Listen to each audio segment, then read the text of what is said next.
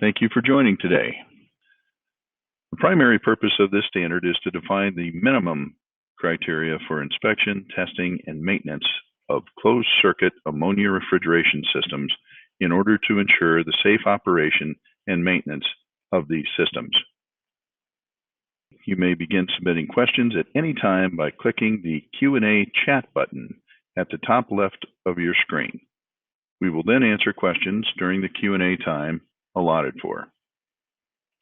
My name is Jim Kovarik with Gamma Graphic Services, and we're also on with Tony Lundell with the IIAR. Tony happens to be the person at IIAR responsible for the oversight and development of the standards. My background includes more than 30 years in the non-destructive testing business.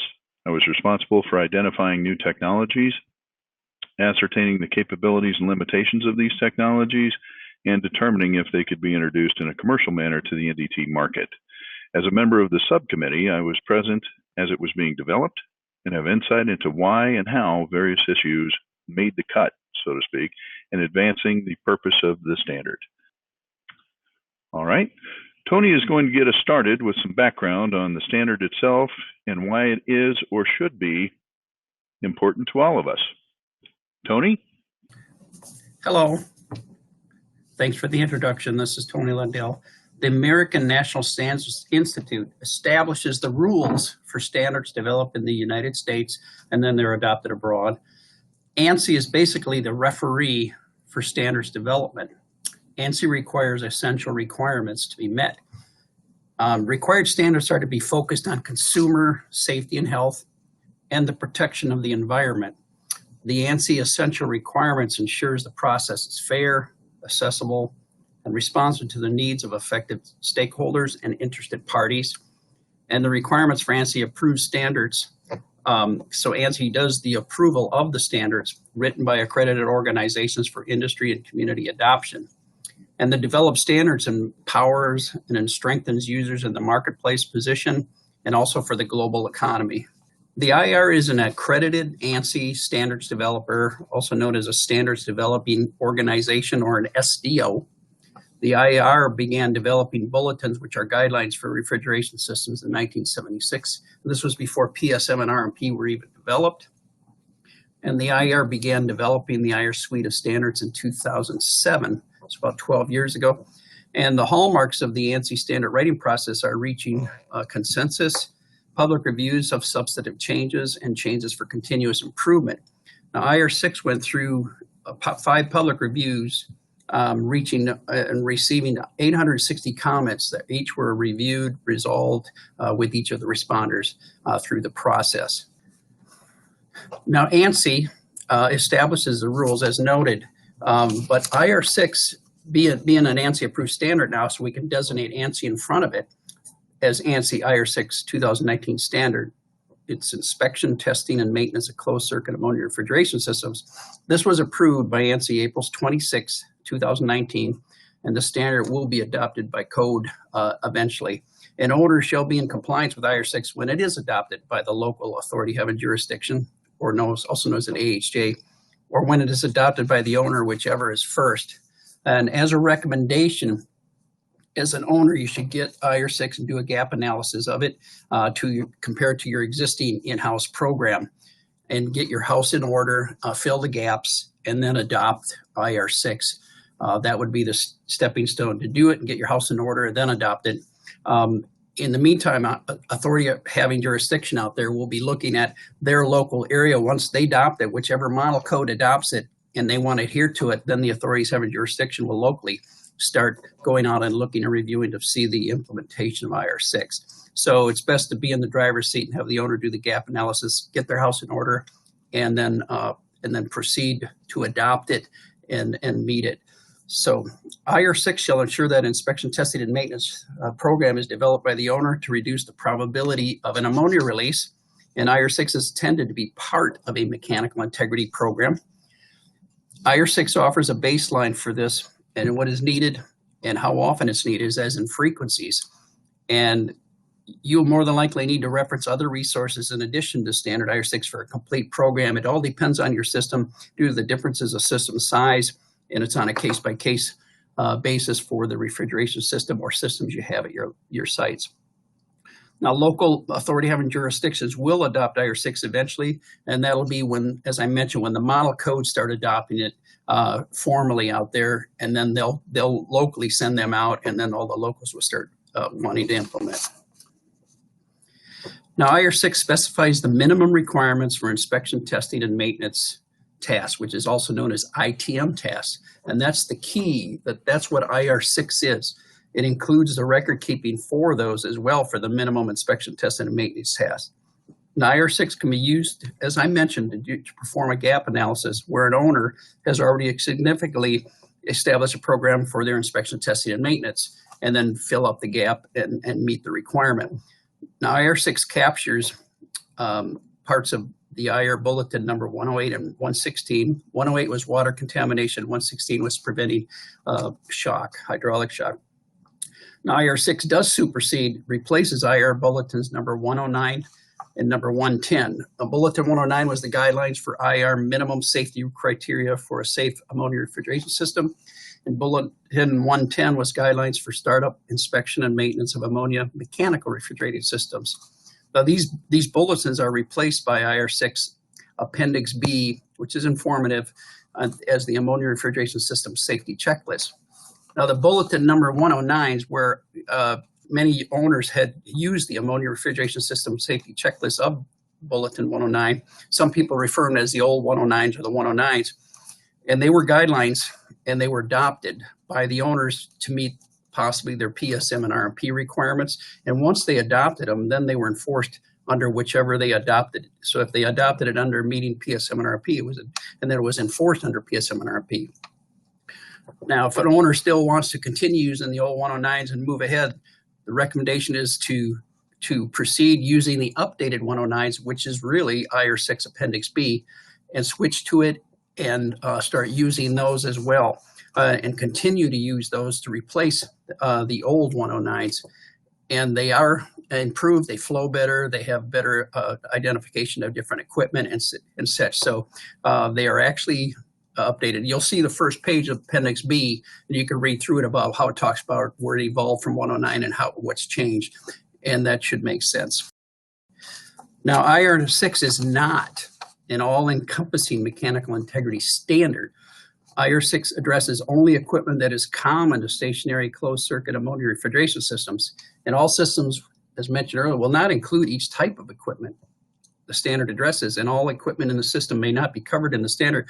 As mentioned, this is be a case-by-case basis depending on your size of your system, how many systems you have, and the type of system that you have installed and the operations that you're using it for.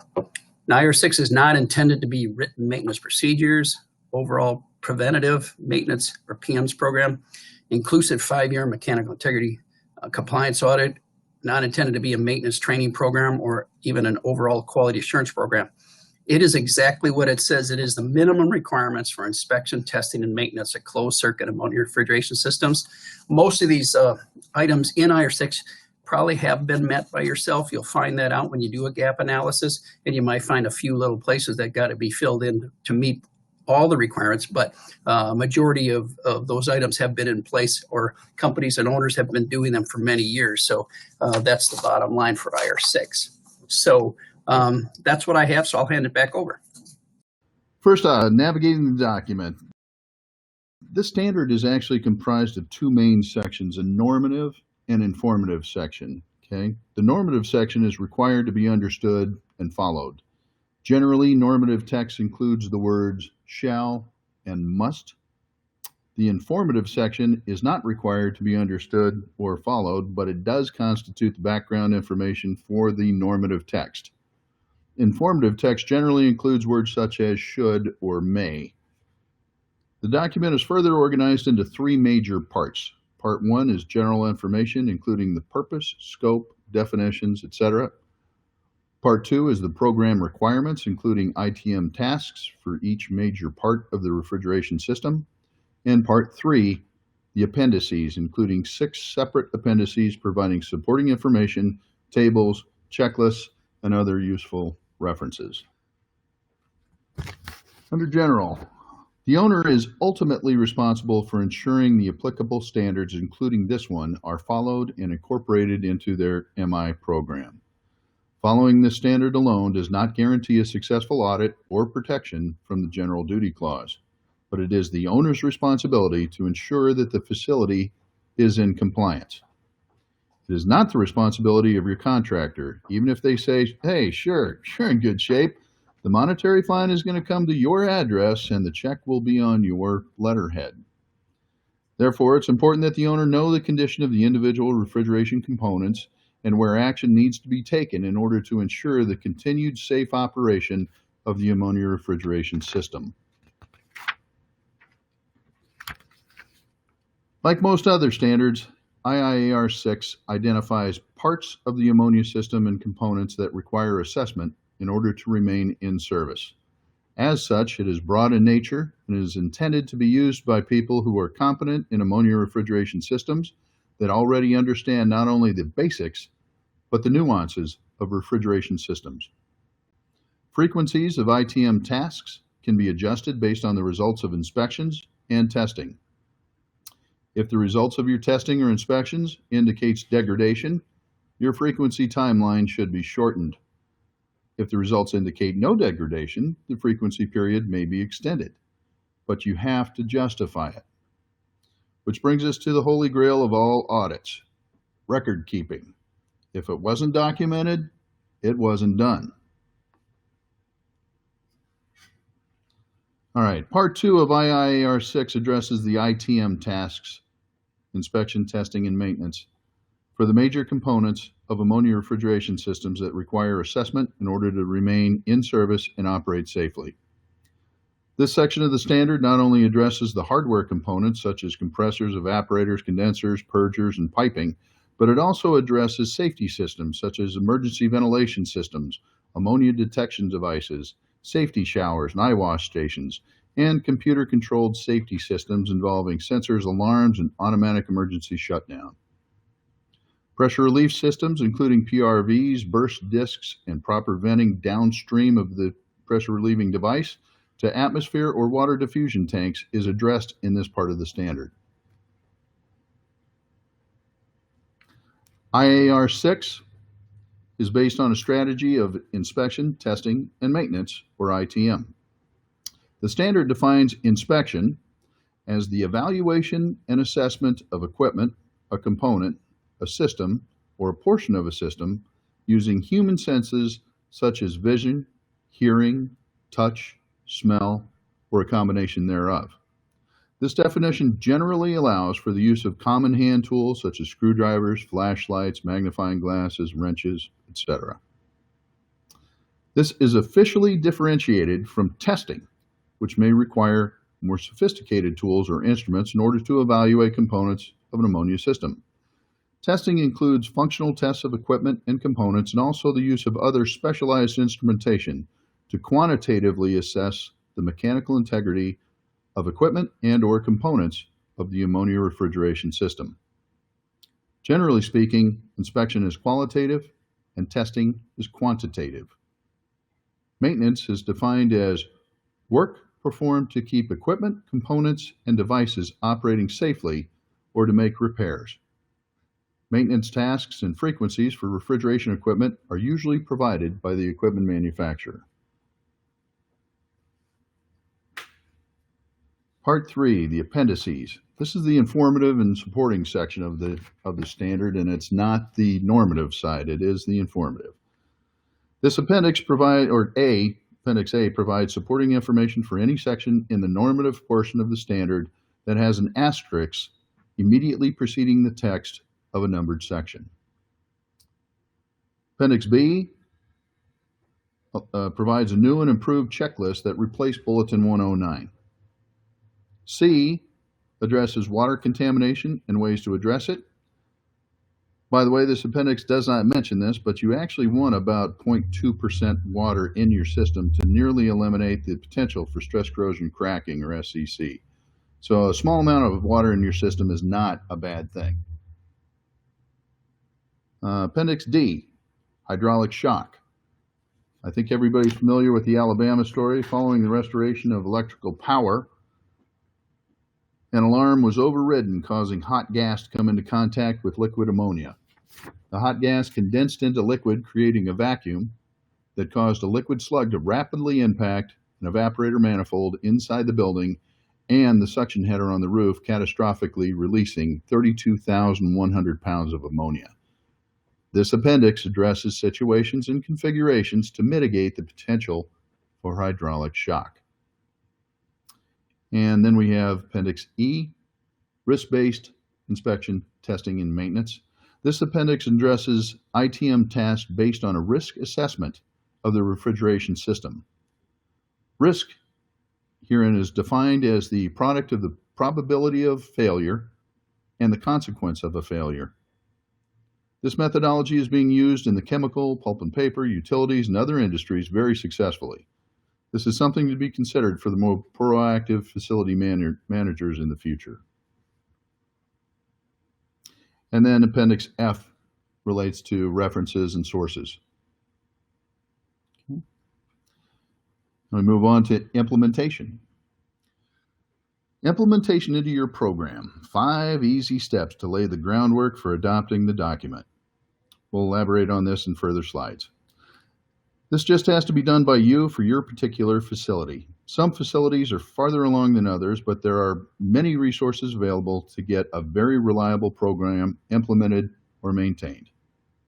First is collect.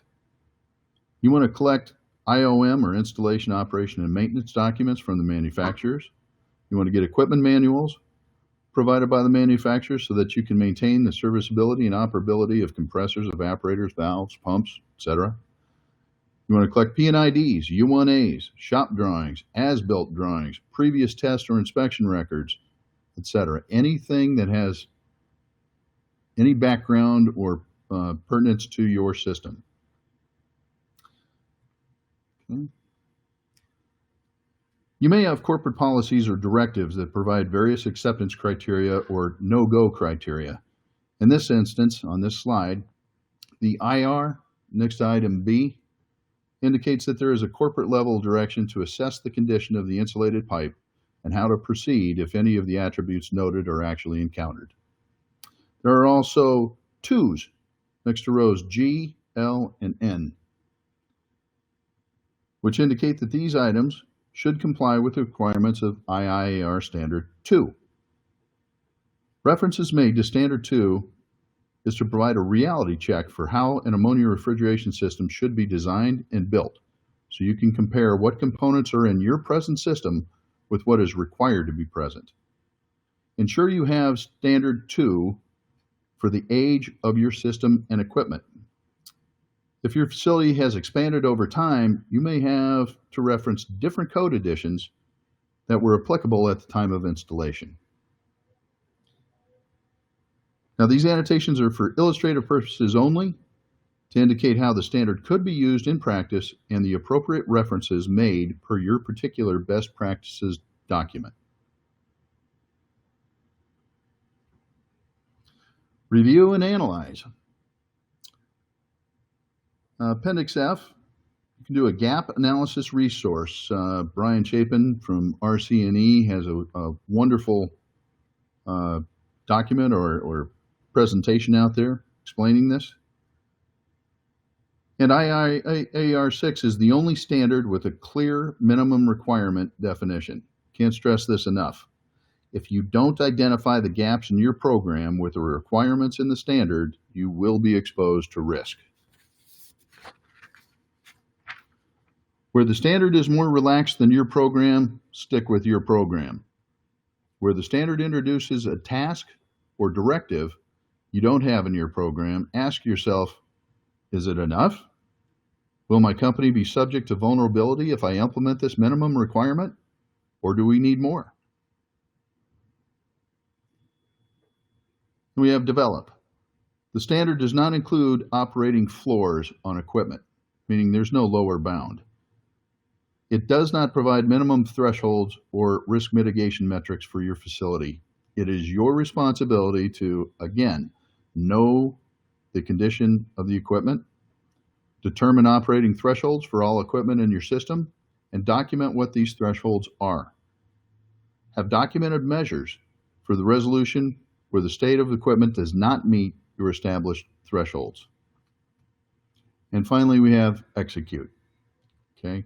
National compliance initiatives have taken the place of the NEPs and I forget what else they call it, NEIs.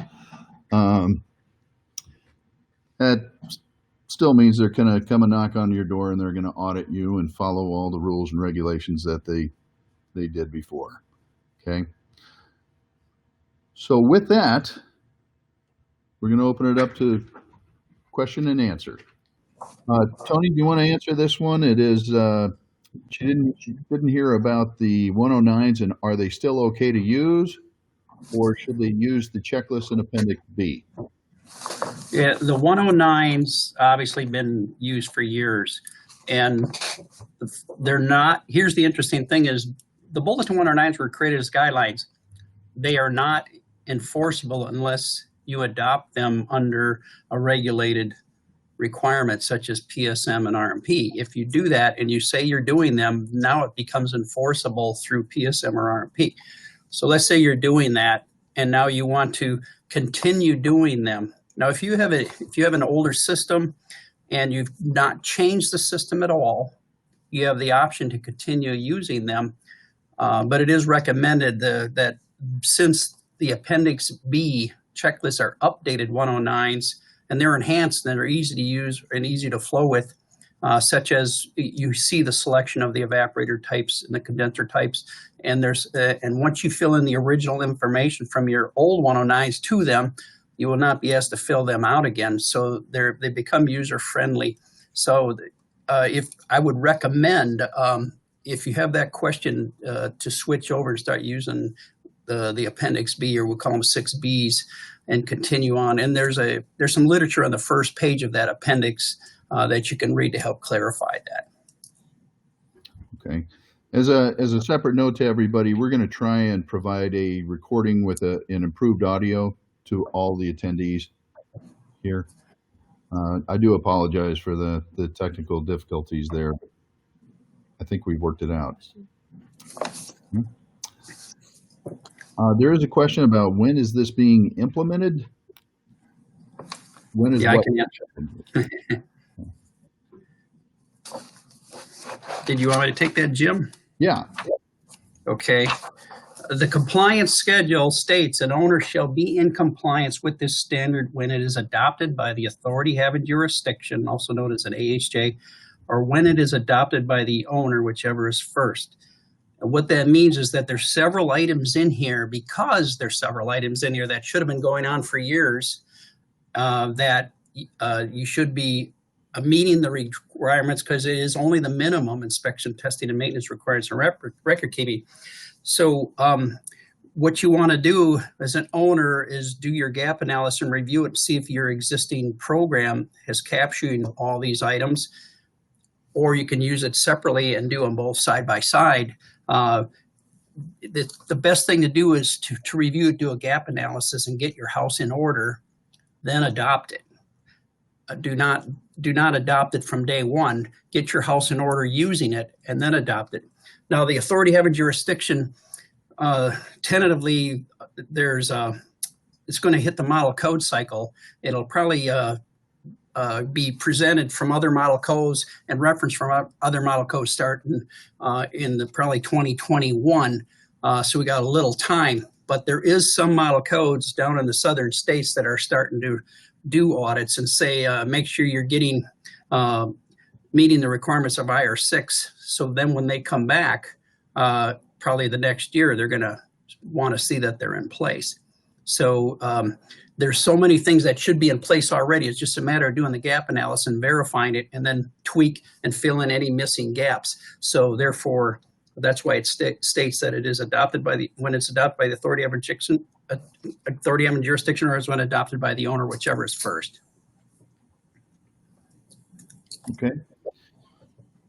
Tony, we have a couple more questions. The first one is, what do we know about California enforcing this, or any other federal agency? If it's up to that authority having jurisdiction and when they adopt it, they will probably start formally being informed of it through the model code cycle. but there may be people already giving it to them, and that's just a question. As soon as they want it and as soon as they want to adopt it, that's when they're going to start looking to see if it's in place. And California and Jersey are usually seem to be the more stricter states. But we are seeing the southern states starting to look at making sure that that these things are going to be in place here shortly. Okay, and the second question is, what document on this standard can help make it easier to do a gap analysis within a program? Okay, the option you got is if you go to each table and you look at each type of piece of equipment. So let's say you go to a Chapter 8 condensers. You look at all the inspection items, and there's A through N inspection items, A two testing items, and A through E maintenance items. And you pick out, well, are you doing an evaporator, or are you doing a shell and tube, and then such, and then you'll inspect each of those pieces of equipment, verifying if you're doing each of the ITM items at a minimum per that piece of equipment. So if you have a large system, you're going to need a copy of each for each type of equipment. If there's different types of, let's say, compressors, twin screw, recip, rotary vane, you're going to want to do one per compressor and go through it. So the tables can be used as checklists for the gap analysis of the normative section. Okay. Trying to see if there's any other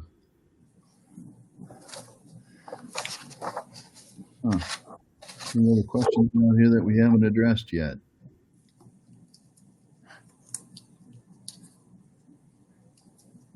So far, the answer is no. So I request if anybody has any questions still, go ahead and submit them. I can add a value here if you want in the meantime. All right.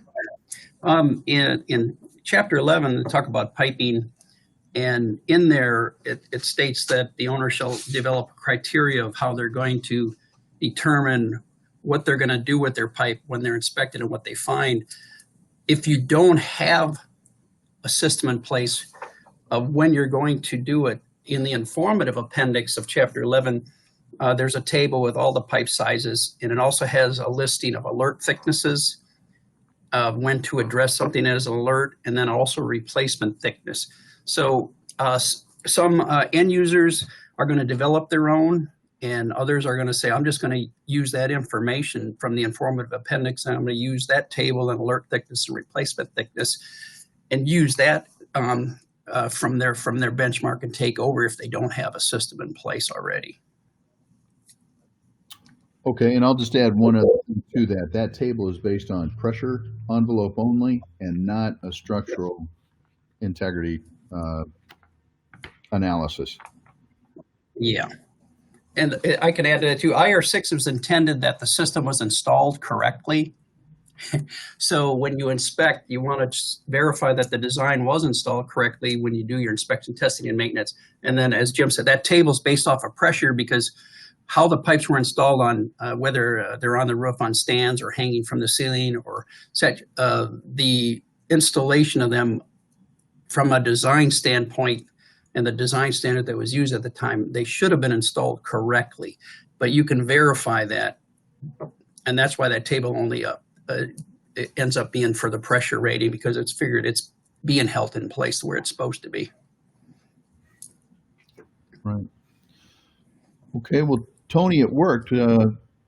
We have a couple more questions. That's fine. So first is, what amount of time of maintenance history is sufficient to justify a different maintenance or testing interval other than IOM?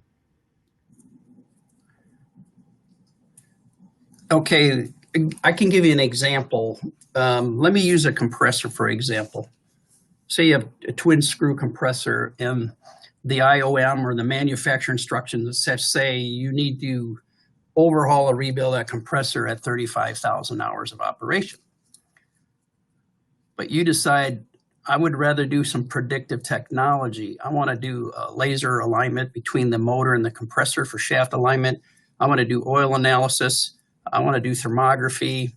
I may even put vibration sensors on there, whether I come up with a machine and put the pucks on the XYZs of every bearing and come up with answers, or I even mount them and read to a computer.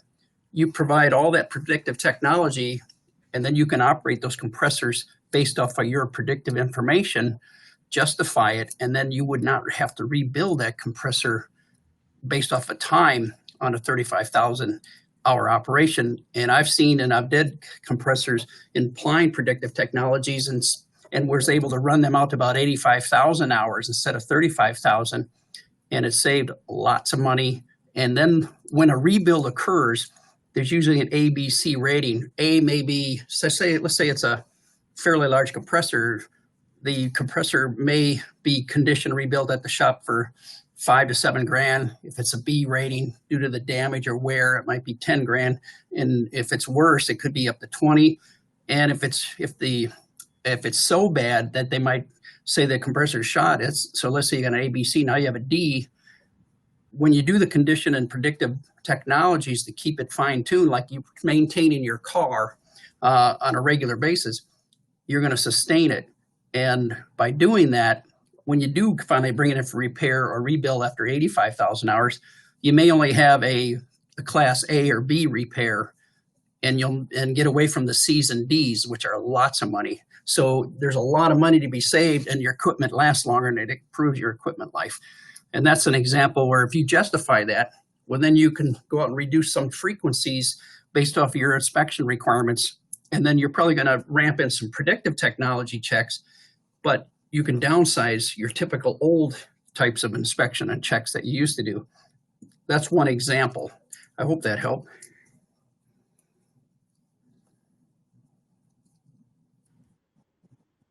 Okay. Got a couple of others here. One is, could the attendees get a copy of the webinar along with Q&A session?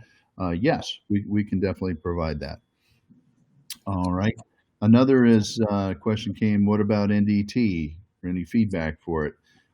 Regarding NDT, we're actually going to be doing a separate webinar specifically dedicated to NDT.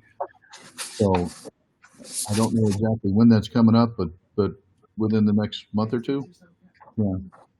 So that should be addressed then. However, if you want to get a sooner feedback, get in touch with me, Jim Kovarik at Gamma Graphics Services, and I'll answer your specific question. Okay. I think that's all of the questions that we have. Thank you for attending.